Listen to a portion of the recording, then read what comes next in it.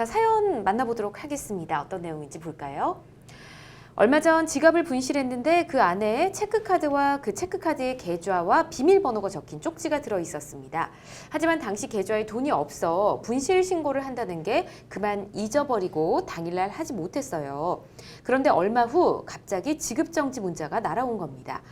놀라서 은행에 연락해보니 제 통장이 보이스피싱 대포 통장으로 이용됐다고 하는데요. 저 이제 어떻게 해야 하나요? 라고 보내주셨네요. 아유, 난감하겠습니다. 당일날 바로 분실 신고를 좀 하셨으면 제일 좋았을 텐데 이런 경우 저 아직 보이스피싱 이용이 됐거든요. 처벌을 받을까요?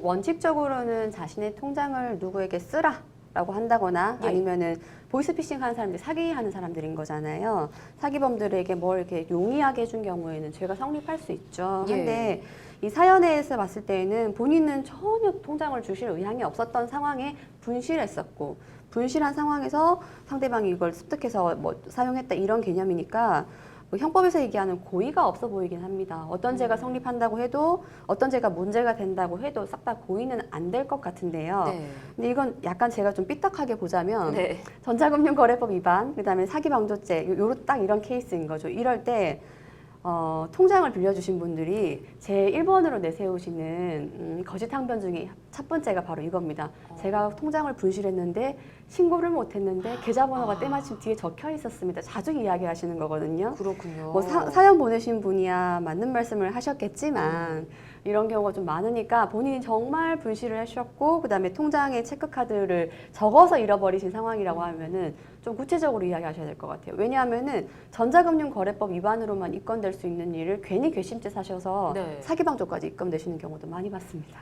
조심 좀 하셔야 될 것 같아요. 알겠습니다. 자, 만약에 대포통장으로 이용될 걸 알면서 통장 번호 등을 알려준 사람 없겠지만 혹시나 뭐 있으시다면 어떻게 될까요? 잘못되겠죠. 그렇죠. 아까 말씀하셨던 것처럼 요 해당하는 행위에 문제되는 이제 법령을 보면 그 전자거래법 위반. 전자거래법에서는 자기 어떤 접근 매체, 통장 계좌번호, 비밀번호, 체크카드 이거를 범죄 목적에 이용될 걸 알면서 제공할 수 없도록 돼 있거든요. 네. 만약에 제공하게 되면 3년 이하의 징역, 2천만 원 이하의 벌금에 처하도록 돼 있습니다. 예. 그리고 또 해당 그 통장이 예를 들면 보이스피싱에 많이 이용되겠죠. 그런 쪽에 이용이 되면 그 해당 행위에 대한 방조범으로 처벌될 수 있고요. 플러스 민사소송에 대한 손해배상 책임도 부담할 수 있으니까 정말 조심하셔야 됩니다. 알겠습니다.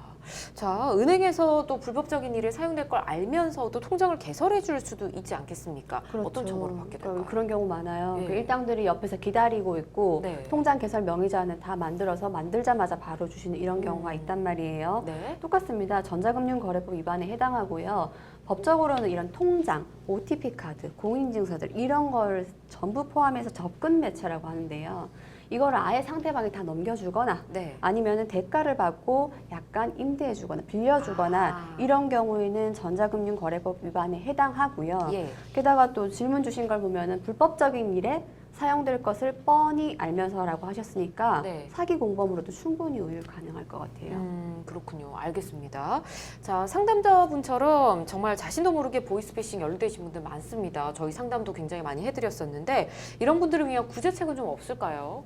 구제책이 있더라도 본인이 예. 행동을 하셔야 되겠죠. 아. 분실 신고를 빨리 하거나 예. 아니면 기본적으로 원칙적으로는 빌려주시지 않은 게 좋을 것 같고요. 네. 예외적으로 빌려줄거나 알려줄 상황이 처해있게 된다면 지난번에도 상담 왔던 것처럼 이상하다 그러면 네. 증거를 남기시는 게 좋을 것 같아요.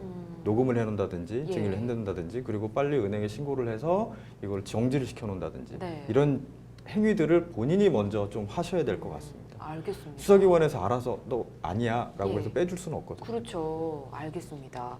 보이스피싱 피해보는 사람 끊임없이 발생을 하고 있는데 이게 피해액이 좀 큰 경우도 굉장히 많습니다. 찾기 어렵다고 알고 있는데 못 찾나요? 아예 못 찾는 건가요? 저도 확인하면서 놀란 게 작년에 피해액이 보이스피싱 피해액이 4천억에 달한다고 하더라고요. 그렇게 많아요? 이게 정상적으로 다 환급이 되냐 하면 사실 그렇지는 않죠. 예. 첫 번째로 하시는 거는 본인의 피해 구제 신청하면은 해당 계좌가 지급 정지가 되고 적절한 절차를 거치면은 그 지급 정지된 계좌에 그나마 남아있던 돈이 이렇게 분배가 되는 건데 많이 부족한 걸로 알고 있고요. 예. 만약에 여의치 않게 되면은 피의자들을 상대로 민사소송 제기까지 하는 것도 고려할 수 있습니다. 아, 그렇군요.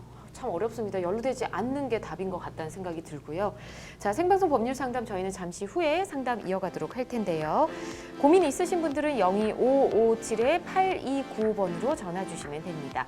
법률방송 홈페이지, 페이스북, 인스타그램, 유튜브를 통해서도 고민 남기셔도 좋고요.